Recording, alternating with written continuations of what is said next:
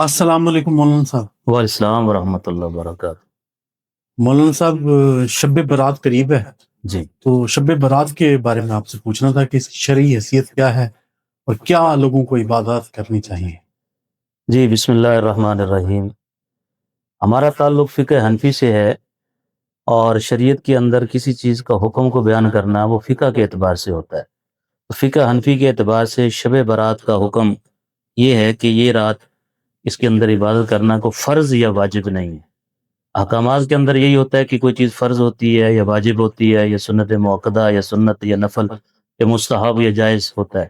اس کے بعد اس کے باقی جو عکس کے احکامات ہیں کہ وہ مکروہ ہے، مکروہ تحریمی ہے، یہ حرام ہے، یہ بدعت ہے۔ اس طرح شب برات جو ہے اس کی فضیلت تو احادیث مبارکہ سے فی نفسی ثابت ہے، اگرچہ ضعیف ہیں لیکن طرق کی کثرت کے اعتبار سے فضیلت ثابت ہو جاتی ہے۔ فقہ کے اعتبار سے اس کا حکم یہی ہے کہ یہ فضیلت والی رات ہے جس میں انفرادی طور پر عبادت کرنا مستحب ہے۔ انفرادی طور پر آپ اس رات کے اندر عبادت کر سکتے ہیں، تو اس رات میں نفل عبادت کرنا جائز ہے اور باعث اجر ہے۔ انفرادی طور پر عبادت کرنا بہتر ہے۔ اجتماعی عبادت یعنی باقاعدہ محفل کرنا مخصوص طریقے سے یہ ثابت نہیں ہے، بلکہ یہ بدعت ہے۔ یعنی مخصوص طریقے سے اجتماع کرنا کہ لازمی آپ اکٹھے ہوں، ہم کچھ بھی کریں گے، اجتماعی شکل کا اختیار کرنا یہ بدعت بن جائے گا۔ علامہ ابن عابدین شامی رحمۃ اللہ علیہ رد المختار ایک کتاب ہے فقہ کی، اس میں فرماتے ہیں کہ اس رات کی فضیلت پر احادیث موجود ہیں، اگرچہ بعض ضعیف ہیں مگر مجموعی طور پر قابل عمل ہیں۔ اور عبادات کا طریقہ کیا ہوگا کہ جائز اور مستحب میں آپ نفل نماز پڑھ لیں، لیکن نفل نماز میں بھی یہ ہے کہ کوئی مخصوص رکعتیں نہیں پڑھنی کہ آپ نے 4 پڑھنی ہے رال میں، یا 8 پڑھنی ہے یا 12 پڑھنی ہے۔ عام طریقے پر آدمی جو نفل نماز ادا کرتا ہے تو وہ نوافل پڑھ سکتا ہے، پھر بیٹھ کر دعا کرے، استغفار کرے، تلاوت قرآن مجید کرے، یا کوئی ذکر اذکار وغیرہ تنہائی کے اندر اللہ سے رجوع کرے۔ یہ شب برات کا حکم ہے۔ اب شب برات والے دن جو اگلا دن جو آتا ہے اس دن روزہ رکھنا، اس کا بھی یہی حکم ہے کہ خاص اس دن کا روزہ یہ رکھنا ثابت نہیں۔ لیکن اگر آپ سنت طریقے پر ایام 20 کے روزے رکھ رہے ہیں، جو ہر ماہ 3 دن ہوتے ہیں، کہ پہلے عشرے میں ایک دن ایک روزہ رکھ لیا آپ نے کسی دن بھی، پھر دوسرے عشرے میں یا پھر تیسرے عشرے میں، لیکن جو ہے وہ ثابت یہ ہے کہ 13 14 15 کی راتوں دنوں کو آپ روزہ رکھتے ہیں، تو اس ترتیب سے اگر آپ روزہ رکھتے ہوئے آ رہے ہیں اور اس شب برات کا روزہ بھی رکھ لیا ایام 20 سمجھ کر تو جائز ہے۔ لیکن خاص اسی دن کا کہ شب برات کا روزہ رکھنا ہے، یہ کوئی واجب فرض وجہ کچھ بھی نہیں ہے ایسا۔ تو خلاصہ یہ نکلا کہ اس رات کی فضیلت ہے اور عبادت کرنا جائز ہے، مستحب ہے، کرنی چاہیے، لیکن اس کی بدعت کی شکل نہیں بننی چاہیے۔ کوئی مخصوص صورتیں پڑھنا یا مخصوص نوافل پڑھنا یہ نہیں ہے، تعداد کوئی مقرر نہیں ہے، جتنا ہو سکے آپ نوافل پڑھ لیں، تلاوت قرآن مجید کر لیں، یا دعا استغفار کر لیں، اللہ کا ذکر کر لیں، ثواب ہو۔ یہ اس کا حکم۔ صحیح۔ اس پر کوئی سوال ہو؟ اچھا مولانا صاحب، بدعت کا آپ نے ذکر کیا، تو بدعت کے سلسلے میں سوال ہے کہ بدعت کیا ہے؟ بدعت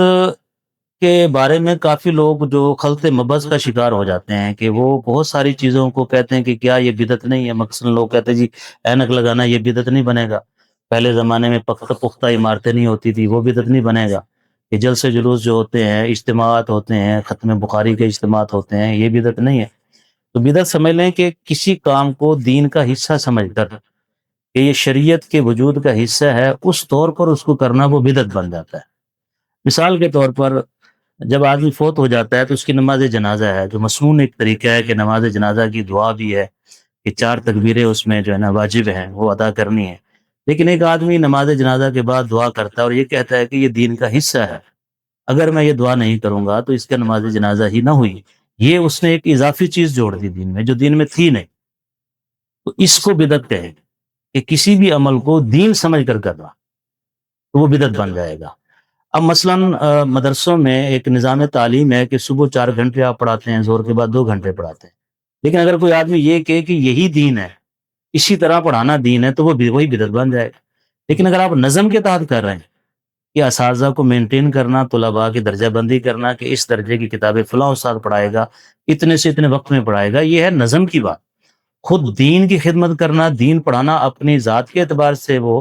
باعث ثواب ہے۔ کام یہی ہے اصل انسانوں کا دنیا میں کہ دین کی ترویج کرنا، خاص کی شکل کوئی بھی بنے۔ اب اس کو یوں سمجھ لیں کہ قرآن مجید کی تلاوت اصل ہے، وہ جو ہے مسلمان کو کرنا چاہیے، کسی درجے میں فرض بھی ہو جاتی ہے، نماز کے اندر پہلی رکعت میں فرض ہو جاتی ہے تلاوت، لیکن اس کو پڑھنے کے لیے باقاعدہ قاری صاحب کے پاس آپ نورانی قاعدہ پڑھیں گے، حروف کو جوڑنا سیکھیں گے، تلفظ کرنا سیکھیں گے، اب یہ دین میں معاون بن جائے گا، اس کو بدعت نہیں کہا جائے گا کہ جی قاری صاحب کے پاس نورانی قاعدہ پڑھنا یہ تو بدعت ہو گیا، دین میں کہاں ثابت ہے؟ بھئی یہ ممد للدین ہے، یعنی دین کے لیے ممد اور معاون ہے، اسے کہتے ہیں احداث للدین، کہ دین کے لیے ایک چیز کو پیدا کرنا۔ مثلا آپ کی آنکھیں کمزور ہے، آپ پڑھ ہی نہیں پا رہے، آپ نے اینک لگائی، یہ میرے پڑھنے میں معاون بنا، یہ احداث للدین ہے، دین کے لیے کسی چیز کو پیدا کیا کہ دین سمجھ میں آ جائے۔ ایک ہوتا ہے احداث فی الدین، کہ دین کے اندر ہی کوئی چیز پیدا کر دیا آپ نے، کہ یہ چیز اذان سے پہلے درود السلام پڑھنا بدعت ہے، اگر آپ اس کو اذان کا حصہ سمجھ کر پڑھیں کہ یہ اذان اس کے بغیر نہیں ہوتی، تو اس سے پوچھا جائے۔ بدعت کے بارے میں سادہ فارمولہ یہ ہے کہ جو عمل بندہ کر رہا اس سے بندہ پوچھے کہ یہ فرض ہے، واجب ہے، سنت ہے، مستحب ہے، کیا ہے؟ اگر اس کا فقہی حکم موجود نہیں ہے تو سمجھ لیں وہ بدعت ہے۔ یہی بات میں پھر مثال دوں گا کہ نماز جنازہ کے بعد جو دعا مانگتے ہیں، آپ ان سے پوچھیں کہ یہ دعا پڑھنا فرض ہے، واجب ہے، سنت ہے، مستحب ہے، کیا ہے؟ تو اگر وہ حکم بیان نہ کر پائے تو سمجھ لو بدعت ہے، اگرچہ وہ کہے گا جی دیکھ اچھا تو ہے۔ کئی لوگ اس کو لے جاتے ہیں کہ دین میں منع تو نہیں، تو وہ دین کے معیار کو بگاڑ کہ بہت ساری چیزوں کے بارے میں حکم ہی نہیں ہے، آدمی کہے جی منع تو نہیں ہے، ایسا تو منع نہیں ہے، ثبوت نہیں ہوا کرتا، ثبوت ہوتا ہے قرآن مجید سے، احادیث مبارکہ سے، پھر صحابہ کے اجماع سے، یا وہ قیاس جو ان تینوں سے نکلا ہوا، وہ اس سے جو چیز ثابت ہوگی اس کو دین کا حصہ سمجھا جائے گا، دین کے اندر کی چیز حصہ سمجھا جائے گا، ورنہ وہ بدعت بنے گا۔ اچھا، اس سلسلے میں لوگ کچھ اعتراض کرتے ہیں، مثلا وہ یہ کہتے ہیں کہ اگر دین میں اضافہ جیسے آپ نے کہا بدعت ہے، تو جیسے ایک جمعے کے دن جمعے کی 2 اذانیں ہوتی ہیں، جی ایک اذان بعد میں ایڈ کی گئی شاید حضرت عثمان رضی اللہ تعالیٰ عنہ کے دور میں، جی اسی طرح 3 طلاق، اس کو بھی کچھ لوگ بدعت کہتے ہیں، اسی طرح 20 رکعت تراویح، کچھ لوگ اسے بھی بدعت میں لے جاتے ہیں کہ یہ بعد میں ایڈ ہوئی تھی سب کچھ۔ تو اس سلسلے میں آپ کیا فرماتے ہیں؟ اس میں ہم پہلے بھی بات کر چکے ہیں، پھر وہی ضابطہ اور اصول سمجھ لیں کہ حضور نبی کریم صلی اللہ علیہ وسلم کی حدیث مبارک ہے کہ علیکم بسنتی، تمہارے ذمہ میری سنت لازم ہے، تو حضور سے جو کچھ ثابت ہوگا وہی دین ہوتا ہے نا۔ جی، اس ساتھ ہی آپ نے فرمایا وسنت الخلفاء الراشدین المہدیین، کہ خلفاء راشد کی جو سنت ہوگی وہ بھی تمہارے ذمہ ہے۔ تو یہ نبی کے فرمانے سے خلفاء راشدین نے جو چیز جو طریقہ دین میں جاری فرمایا وہ دین کا ہی حصہ ہے، صحیح، اس کا تتمہ ہے، وہ بدعت نہیں ہے۔ وہ بدعت نہیں ہے۔ اب خلفاء راشد تو 4 ہی ہیں، حضرت صدیق اکبر رضی اللہ تعالیٰ عنہ، عمر فاروق رضی اللہ تعالیٰ عنہ، حضرت عثمان غنی رضی اللہ تعالیٰ عنہ، حضرت علی کرم اللہ وجہ۔ اب ان چاروں حضرات سے ثابت ہے وہ چیز جو حضور کے دور میں نہیں تھی۔ مثلا صدیق اکبر رضی اللہ تعالیٰ عنہ نے فرمایا کہ جو منکرین زکوٰۃ اس سے جہاد ہوگا۔ اب یہ نبی کے دور میں تو یہ واقعہ پیش نہیں آیا، اب یہاں سے جو مسائل نکلے ہیں کہ سب سے پہلا اجماع جو امت کا ہوا ہے اسی پر ہوا ہے، یہ جو منکر حدیث ہے اور منکر ختم نبوت ہے اس کے خلاف بھی آپ نے تلوار اٹھائی ہے صدیق اکبر رضی اللہ تعالیٰ عنہ۔ اب اگر کوئی آدمی آج کے دور میں یہ کہے کہ حضور نے تو ایسا نہیں فرمایا تھا لہذا یہ دین نہیں ہے، نہیں، حضور کے فرمانے سے ہی ان کا عمل بھی دین ہے۔ اس طرح عمر فاروق رضی اللہ تعالیٰ عنہ نے صحابہ کرام کو 20 تراویح پر اکٹھا فرمایا، تو ان کا یہ اکٹھا فرمانا حضور کے اس فرمان کی وجہ سے کہ علیکم بسنتی و سنت الخلفاء الراشدین المہدیین، تو نبی کے فرمان کی وجہ سے اس خلیفہ راشد کی یہ طریقہ بھی دین ہوگا۔ اس کے علاوہ تو ہم کسی کو، اس طرح عثمان غنی رضی اللہ تعالیٰ نے 2 اذانیں جاری فرمائی، ایک اذان تو پہلے سے ہوتی تھی، ایک اذان مزید جاری فرمائی، تو وہ بھی دین ہوا۔ حضرت علی کرم اللہ وجہ نے 2 مسلمان حضرات صحابہ کا آپس میں مشاجرات ہوئی، یعنی جنگ ہوئی، جنگ صفین، جنگ جمل ہوئی، صحابہ آپس میں غلط فہمی کی بنا پر، منافقین کی سازش کی بنا پر تلواریں نکلی، لیکن اس جنگ کے ختم ہونے کے بعد جو فاتح اور مفتوح کے درمیان مال غنیمت تقسیم نہیں ہوا، اور جو قیدی تھے ان کو غلام نہیں بنایا گیا، باندیاں نہیں بنایا گیا۔ اب یہ جو عمل ہے اگر آج کے دور میں کہے کہ یہ شریعت کا حصہ نہیں، ہم اسے نہیں مانیں گے، کیونکہ یہ خلیفہ راشد حضرت علی کرم اللہ وجہ کا جاری کیا ہوا طریقہ ہے کہ جب 2 مسلمان بھائی آپس میں لڑ پڑیں تو ان کے درمیان جو مال کا قبضہ ہے وہ مال غنیمت نہیں ہوگا، اور جو بندے قیدی بنیں گے وہ غلام نہیں بنیں گے، باندیاں نہیں بنیں گے عورتیں۔ تو یہ سارا دین کا تتمہ تھا۔ اس کے علاوہ آپ ثابت کریں کہ کسی آدمی نے دین میں کوئی چیز جاری کی اور فقہا، علماء، محدثین حضرات نے یہ فرما دیا ہوگا یہ دین کا حصہ، ایسا کہیں بھی نہیں ہوا۔ آپ اصل بات یہ ذہن میں رکھیں کہ دین نازل ہوا حضور نبی کریم صلی اللہ علیہ وسلم کی ذات عالی پر، پھر آپ کے صحابہ نے آپ سے دین کو لیا، صحابہ سے تابعین، اور تابعین میں فقہا پیدا ہو گئے، امام ابو حنیفہ رحمۃ اللہ علیہ تابعی بھی یہ تو ہے نا کہ جنہوں نے صحابہ کو دیکھا ہے، تو ان حضرات نے پھر فقہ کو استعمال کرتے ہوئے تمام چیزوں کو ایک کتابی شکل دے دی، سارے اجزاء دین کے واضح کر دیے، کتاب الطہارت میں وضو کے تمام طریقے۔ اب عجیب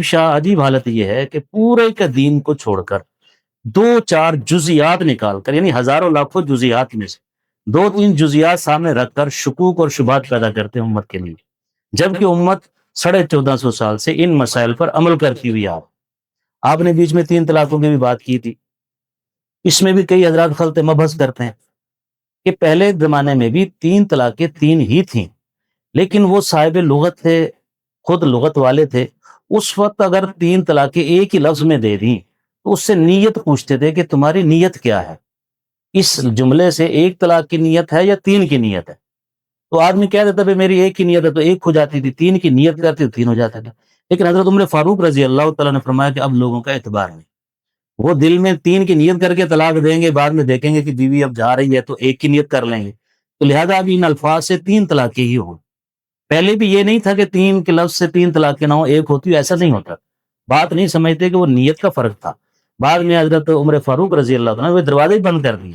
لوگوں کو جو سہولت مل رہی تھی ایک قانونی طور پر، خام خواہ میں لوگوں کی بددیانتی کی وجہ سے اس کا وہ غلط استعمال کرتے، تو انہوں نے دروازے بند کر دیا، انہوں نے کہا نہیں 1 لفظ سے 3 طلاقیں جو دے دیا گا، مثلا وہ کہتا ہے تو یہ 3 طلاقیں ہیں، اس کے اندر جھگڑا ہے۔ اگر آدمی اپنی بیوی کہتا ہے تجھے طلاق ہے، تجھے طلاق ہے، تجھے طلاق ہے، 3 دفعہ الگ الگ بولا، اس میں تو جھگڑا ہی نہیں ہے، جبکہ آج کے دور کے اندر وہ لوگ یہ 3 طلاقیں دینا بدعت ہے، 3 دفعہ بولے ہوئے لفظ کو بھی 1 بنا دیتے۔ اصل تو جھگڑا تھا کہ انت طالق ثلاثن، تجھے 3 طلاقیں ہیں، ایک جملے میں 3 نہیں ہے، اختلاف تو اس میں تھا، اور وہ بھی فقہا طے کر چکے ہیں کہ نہیں بھی اب 3 طلاقیں ہی ہو۔ یہ تھی بات۔ ایک منصب